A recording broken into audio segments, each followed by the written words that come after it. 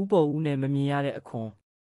တနေ့မှာမင်းကြီးကနိုင်ငံတော်ဗန္ဒာရေးလျော့နေလာတာကြောင့်အရာရှိတွေကိုခေါ်ပြီး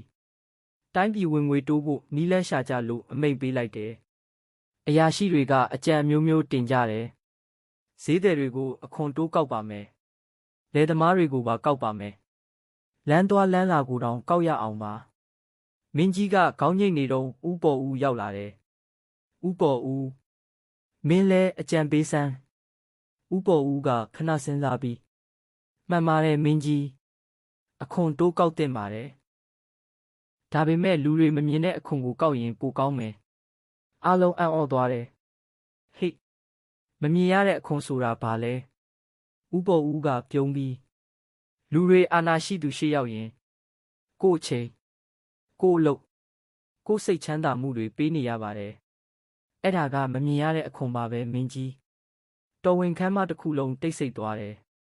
ဥပေါ်ဦးကဆက်ပြောတယ်ဈေးတယ်ကစာရွက်တရွက်အတွက်တစ်နေ့လုံးစောင့်ရတယ်လယ်သမားကအမှုကိစ္စတစ်ခုအတွက်အလုပ်ပြတ်ခံရတယ်အဲ့ဒီဆုံးရှုံးမှုတွေကိုဘယ်သူမှအခွန်လို့မခေါ်ကြပေမဲ့ပြည်သူတွေကနေ့တိုင်းပေးဆောင်နေရပါတယ်မင်းကြီးမျက်နှာပြောင်းသွားတယ်